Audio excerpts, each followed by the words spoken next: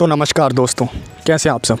मैं उम्मीद करता हूं आप सभी अच्छे होंगे और आपका स्वागत है dark legend horror stories YouTube channel पे।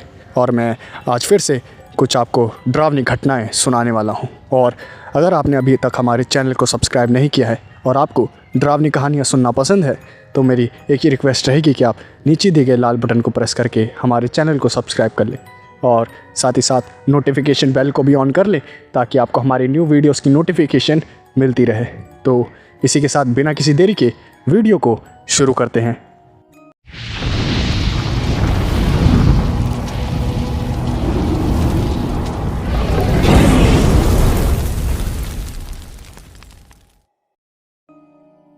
ये बात है उस वक्त की जब मेरे दादाजी सिर्फ 22 साल के थे और उस वक्त लोगों के पास आने जाने के लिए ज़्यादा साधन नहीं थे, इसलिए लोग ज़्यादा से ज़्यादा साइकिल का इस्तेमाल करते थे और कुछ लोग पैदल चलने का।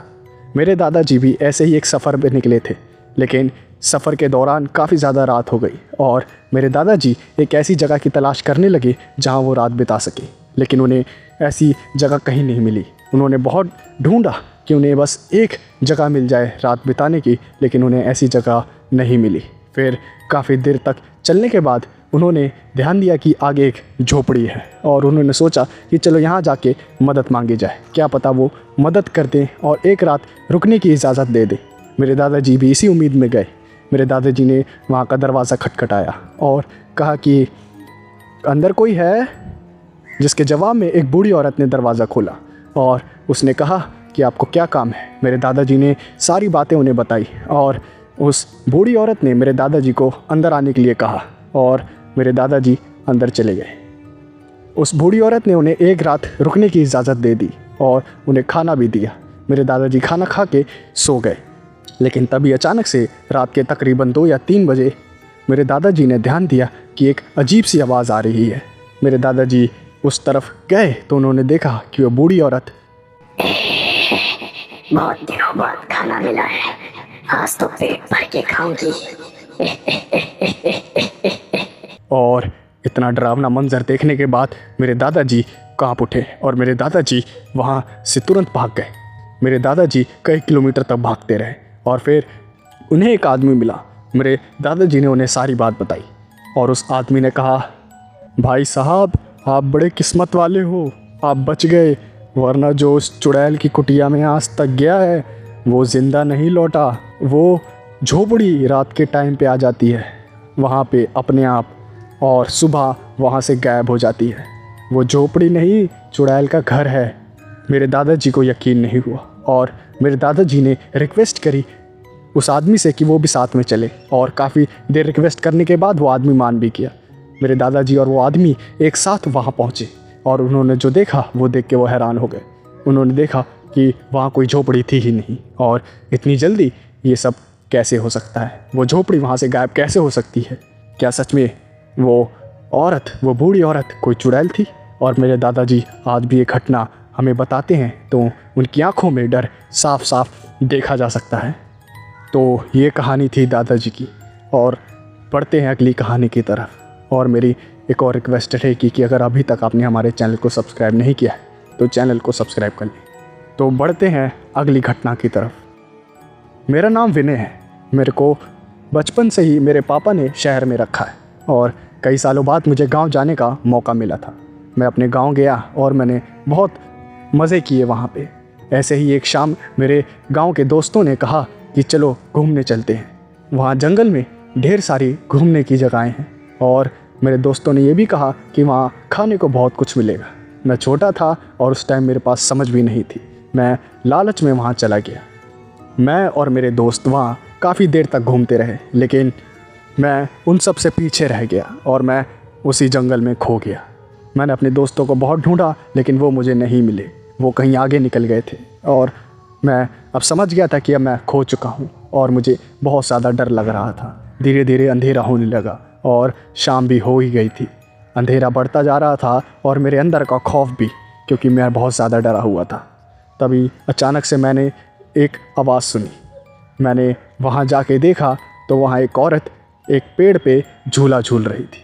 मैंने सोचा कि ये औरत मेरी मदद कर सकती है। मैं उसके पास गया और मैंने उसे सारी बातें बताई, लेकिन उस औरत ने कोई जवाब नहीं दिया। वो औरत मुझे घूरते हुए अजीब तरीके से मुस्कुराने लगी। उसकी मुस्कुराहट इतनी डरावनी और अजीब थी जिसे देख के मैं खौफ खा गया। और वो अचानक से उस झूले पे से उठी और मेरे पास आई और उसने मेरे कानों में बोला कि चिंता मत करो, तुम्हें कुछ नहीं होगा। और ये आवाज़ सुनते ही मेरे चारों तरफ अंधेरा सा छा गया और मैं बेहोश हो गया वहीं गिर के। जब मेरी आंखें खुली तो मैंने देखा कि मैं घर आ चुका हूँ और मुझे पता चला कि मेरे घर वाले उस जंगल में आके मेरे को घर ले आए और मैं उस पेड़ के नीचे पड़ा हुआ था। और कई गांव वालों ने मुझे बताया कि उस पेड़ के नीचे एक चुड़ैल रहती है जो कि हर शाम को झूला झूलती है उस पेड़ के नीचे। और मैं अपने आप को बहुत खुशनसीब मानता हूँ कि मैं उस चुड़ैल से बच गया।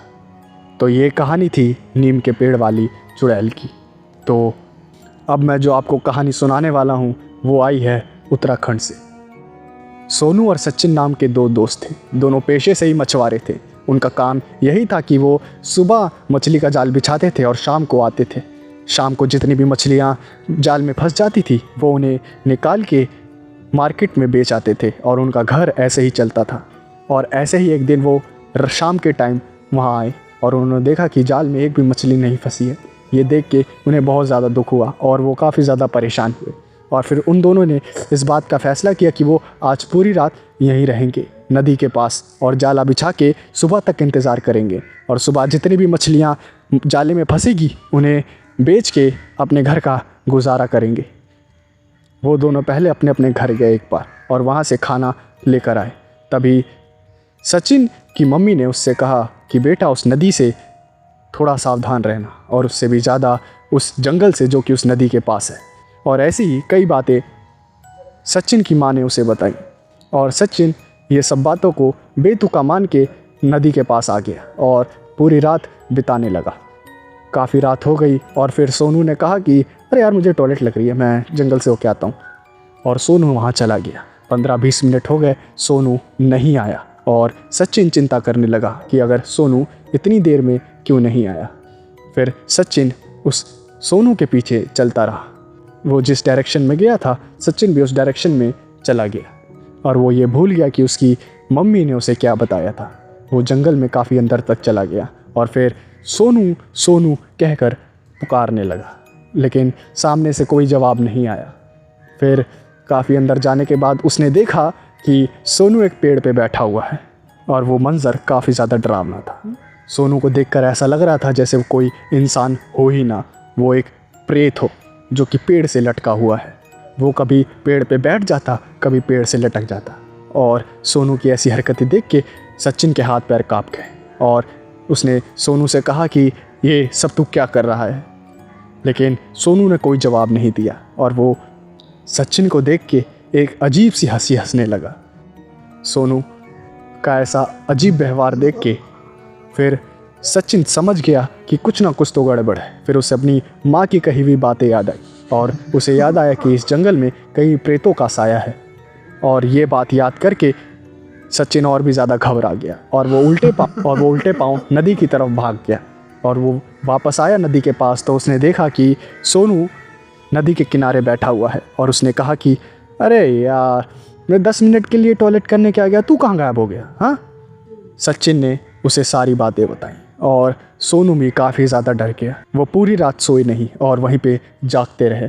सुबह वो अपने अपने घर चले गए मछलियाँ लेके, लेकिन एक बात का तो उन्होंने फ़ैसला कर ही लिया था कि अब वो रात के टाइम तो इस नदी के पास कभी ज़िंदगी में भी नहीं रुकेंगे। तो मैं उम्मीद करता हूँ ये वीडियो आपको पसंद आई होगी। तो अगर आपने हमारे चैनल को सब्सक्राइब नहीं किया है तो चैनल को सब्सक्राइब कर लें। और अगर आपके साथ भी कुछ ऐसा घटा है जो कि लोगों के होश उड़ा दे तो आप मुझे इंस्टाग्राम पे DM कर सकते हैं या फिर मेरा ईमेल आपको डिस्क्रिप्शन में मिल जाएगा, आप मुझे वहाँ पे भी मेल कर सकते हैं। मैं मिलता हूँ आपसे नेक्स्ट वीडियो में। Thanks for watching. चैनल को सपोर्ट करें, ढेर सारा प्यार दें।